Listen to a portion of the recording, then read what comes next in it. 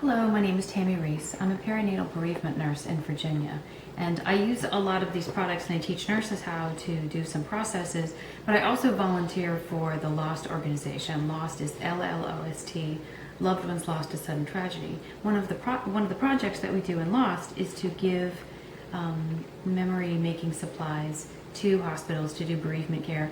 We sometimes give it to families, we sometimes give it to funeral homes, we sometimes give it to hospitals that we don't have much contact with. So we thought it would be a good idea to make a video to show how to do some of the foot impressions so that if you do receive some of these supplies, you'll be able to do the task yourself.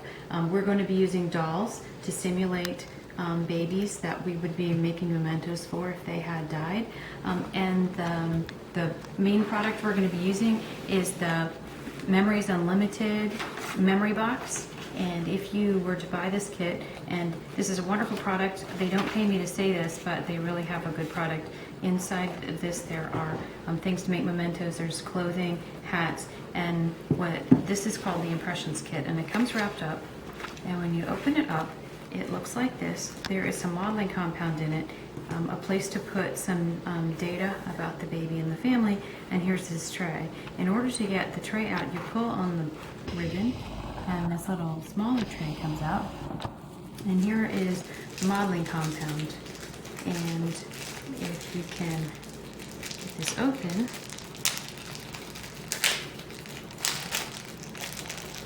it should be very soft. If you open it up and it's already hard, don't try to use it. Throw it away and use a different different batch. So when you open it, knead it, knead it, knead it, especially if it's a little bit firm when you start. Get it nice and warm in your hands. Then with your thumbs, squish it into the tray. And you want it to be nice and smooth. So I get it as smooth as I can get it with my thumbs. And when I've smoothed it out pretty well, put it down on a firm surface and press really, really hard so that all of the modeling compound goes against the hard surface. When you flip it up, it looks very nice, almost like a porcelain kind of a feeling.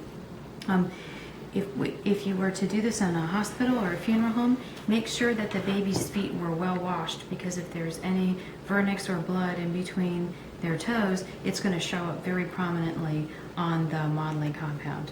You would put however many feet fit appropriately on the modeling compound. Sometimes the very little babies, you can get 2 hands and 2 feet, or 2 feet, or just 1 foot. I will show you kind of how this looks. When you go to do this, the baby's foot, of course, is going to be softer than the doll's are.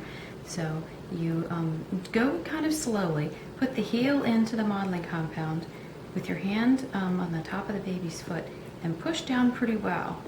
And don't be bashful to push down pretty firmly. With the baby in the hospital, I will push down on each individual toe. And then when I'm done, I'll have a really nice deep impression in there. We would then pop this into here. One thing you need to know is that when it's very fresh, if you were to close this up while it were drying, it would crack. So be sure to make sure that the family knows that this needs to be left open to air dry overnight, and then it can be closed. One problem we had at the hospital is that when we made these for people, they liked them so well that the mothers would say to me, "I'm afraid to take this anywhere, it's so precious to me, I'm afraid something bad will happen to it." And I realized that it would be beneficial to have more than one for each family. So we try to think of a way that we could make more than one set of foot impressions for families, and this is the idea that we came up with. These seashells were actually collected on the beach by one of the grandfathers of the baby that I took care of. So we bought these packages of Crayola Model Magic, and again, hopefully these are nice and soft. It will very often take more than one package to make this work. Get 2. And sometimes we even use more than that. The nice thing about it, you can get seashells in all different sizes, and we keep a whole bunch of them around in all different sizes, depending on what the needs of each and every individual case are. Then you knead this It's really important to put some elbow grease into kneading this. Very often the nurses that I work with will try to pull it right out of the package and hope that it's going to work. It's just not going to. You need to take a couple of seconds to warm it up, to knead it, and to get it nice and soft. And put it in the seashell, and again, push my thumbs against it to make it kind of soft, or to make it as flat as I can get it. And I put the seashell against a table or against a wall. You'll see a nice, soft, flat surface. And then push very hard in there. And then the other foot. Sometimes I'll have the families help me do this. I'll very often do it with them. I've even had children as young as 2 and 3 years old help me make those. And you can have a beautiful foot impression like this.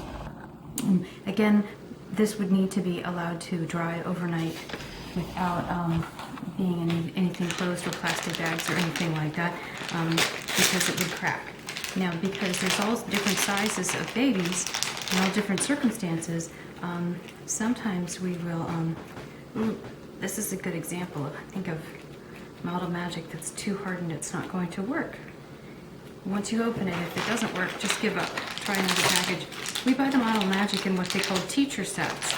We can get whole cases of it in white and order. Oh, that's nice and soft. See, good example. So we have large seashells and we have small ones. If you were to be taking care of a very tiny baby, sometimes it's nice to be able to make a small seashell with 1 or 2 feet. You could take a little seashell like this. Also, if there's some very involved family members that are there with the parents when a baby has died, it's nice to be able to make some mementos for other family members too, because they were probably very invested and very heartsick over the loss themselves. To have something to remember the baby by can be nice. So if you had a tiny little baby, you could make a really nice seashell like that. And very often when I'm doing this in the hospital, once I've opened a package, I'll grab a whole bunch of little seashells, and sometimes I've made them for the grandmothers and the aunts, and so the people that were there, being of good support to the family, will be able to have a memento, just as long as it's what the mom wanted. I wouldn't be making it. I wouldn't give a memento of the baby to somebody unless the mom gave me permission to do that. But here we might even be able to put both feet onto something like this. So I'm glad to have had this opportunity to show you how to do this task. It's really not. It's not physically difficult. It is difficult because if you're doing this in the hospital after the death of a baby, it is emotionally difficult because the family is so upset and it's a very heart-wrenching time. And some people think, well, why would you do that? How could you do that? Isn't it going to make everything harder for them in the future? And it's been my experience that the family, in the long run, really appreciates each and every small memento that we were able to make for them. So I hope you're able to apply this task to the families that you take care of. So, and if you have any interest in the Treasured Memories campaign, you can contact LOST. Go to llost.org. Thank you.